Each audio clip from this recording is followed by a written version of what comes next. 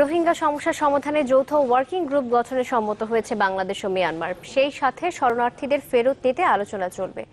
রাষ্ট্রীয় অতিথি ভবন পদ্মায় মিয়ানমারের স্টেট কাউন্সিলর অং সান সুচির দপ্তরের মন্ত্রী ইউ টিন্ট সোয়ের সাথে বৈঠক শেষে একথা জানান পররাষ্ট্রমন্ত্রী। রোহিঙ্গা ইস্যুতে দুই দেশের আলোচনায় জাতিসংঘ বা অন্য কারো হস্তক্ষেপ প্রয়োজন নেই বলে মন্তব্য করেন পররাষ্ট্রমন্ত্রী। তিনি জানান, দ্বিপক্ষীয় বিভিন্ন বিষয়ে কয়েকটি সমঝোতা চুক্তি সইয়ের কথা রয়েছে, যার মধ্যে সীমান্ত ব্যবস্থাপনার সমঝোতা করতে শিগগিরই মিয়ানমার যাবেন স্বরাষ্ট্রমন্ত্রী। কাল 11টায় শুরু হয়ে বৈঠক চলে দুপুর 1টা পর্যন্ত। মিয়ানমারের 3 সদস্যদের প্রতিনিধি দলের নেতৃত্ব দেন টিন্ট সোয়ে। বাংলাদেশের পক্ষে পররাষ্ট্রমন্ত্রী আবুল হাসান মাহমুদ আলী ছাড়াও স্বরাষ্ট্রমন্ত্রী আসাদুজ্জামান খান কামাল, পররাষ্ট্র প্রতিমন্ত্রী শাহরিয়ার আলম, প্রধানমন্ত্রীর মুখ্য সচিব কামাল চৌধুরী উপস্থিত ছিলেন।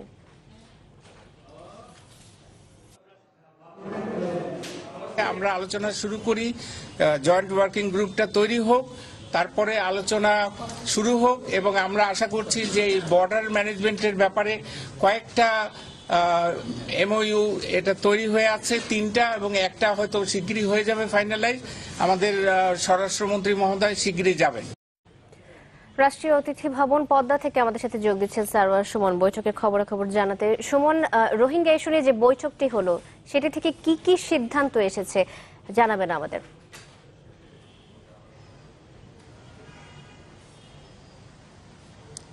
শান্তা, বৈঠকটি কিন্তু সকাল 11টায় শুরু হয়ে 1:30টার দিকে শেষ, অর্থাৎ 2 ঘন্টার বেশি চলেছে কিন্তু বৈঠকটি। এবং বৈঠকটি এমন একটি সময়ে অনুষ্ঠিত হচ্ছে যখন কিনা মিয়ানমারের উপর সারা বিশ্ব থেকে আন্তর্জাতিক চাপ আসছিল এবং মিয়ানমার একরকম বাধ্য হয়ে কিন্তু এই যে টিন্ট সোয়ে সুচির দপ্তরের যে মন্ত্রী রয়েছেন তাকে কিন্তু পাঠাতে বাধ্য হয়েছে। এবং বৈঠকে যে বিষয়গুলি উঠে এসেছে, এর পররাষ্ট্রমন্ত্রী কিছুক্ষণ আগে আমাদের সাথে কথা বলেন। উনি যেটি বলেছেন যে মিয়ানমার রোহিঙ্গাদের ফিরিয়ে নেওয়ার প্রস্তাব বাংলাদেশকে দিয়েছে এবং এই প্রত্যাবাসনটি কিভাবে হবে, অর্থাৎ ফিরিয়ে নেওয়ার প্রক্রিয়াটি কিভাবে হবে, এই ব্যাপারে কিন্তু একটি যৌথ ওয়ার্কিং গ্রুপ গঠনের একটি সিদ্ধান্ত হয়েছে। যদিও এই যৌথ ওয়ার্কিং গ্রুপ কতজন মিলে গঠিত হবে, কারা থাকবেন, কিংবা এর সময়সীমা কতদিনের মধ্যে ফিরিয়ে নেবেন, এই বিষয়গুলো কিন্তু এখনো চূড়ান্ত হয়নি।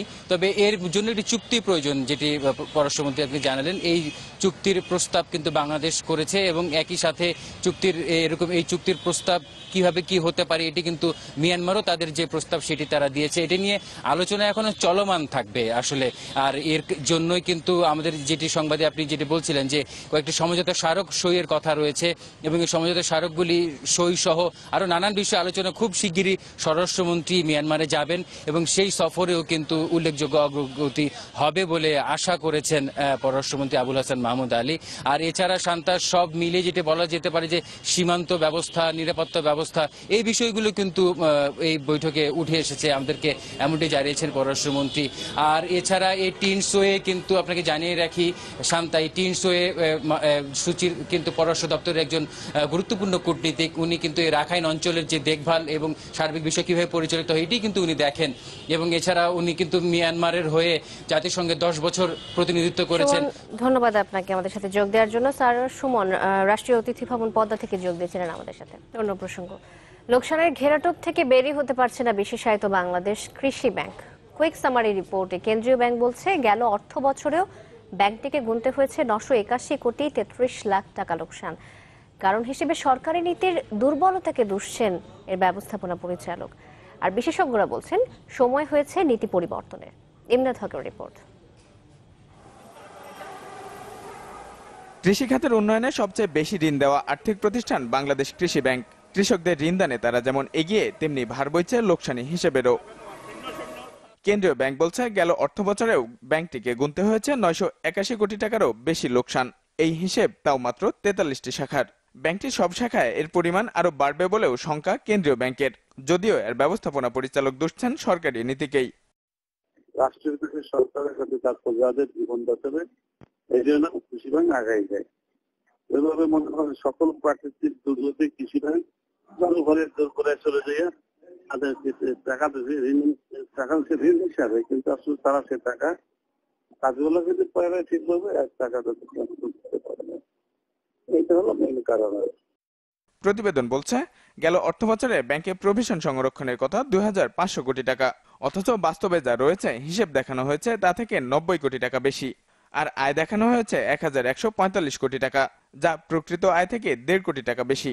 গরমিল, অন্যান্য সম্পদ, সার্বিক প্রভিশন ঘাটতি, চাতুরী বিন্যাস আয় স্ফীতিকরণ হিসেবেও, যার দায়ও চাপল জুনিয়র কর্মকর্তাদের ওপর।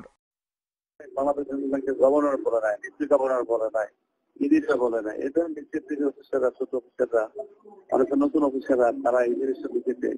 এখন তারা যেটা দেখছে সেটা তো অনেক ক্ষেত্রে তারা দুধ হিসেবে দেখে, আর আমাদের যখন পলিসি মেকাররা দেখে তখন দেখে ন্যাশনাল ইন্টারেস্টে কি অবস্থা থাকে। বিশেষজ্ঞরা বলছেন সময় হয়েছে ব্যাংকটির পরিচালনা পদ্ধতি পরিবর্তনের। বাংলাদেশ ব্যাংকের সম্পূর্ণ ক্ষমতা আছে ব্যাংকের উপরে। তো বাংলাদেশ ব্যাংক এই ব্যাংকের ওগুলো কগনিজেন্স নেবে, নিয়ে কারার জন্য দায়ী তাদের শাস্তিমূলক ব্যবস্থা নেবে। কাজেই বাংলাদেশ ব্যাংক রিপোর্ট দিয়েই তো খালাস না। হয় এটাকে একটি আলাদা সংস্থায় পরিণত করা হোক, যেটা সম্পূর্ণ সরকারের টাকায় চলবে এবং কৃষকদের উন্নতির জন্য, তাহলে সেটা ব্যাংক হবে না। আর যদি ব্যাংক করে চালাতে হয় তাহলে এটাকে বাণিজ্যিক ব্যাংকের মতোই করতে হবে। ব্যাংকটির বার্ষিক প্রতিবেদন তৈরির আগে এই পরিদর্শন প্রতিবেদন যেন আমলে নেওয়া হয়, তার নির্দেশনাও রয়েছে কেন্দ্রীয় ব্যাংকের।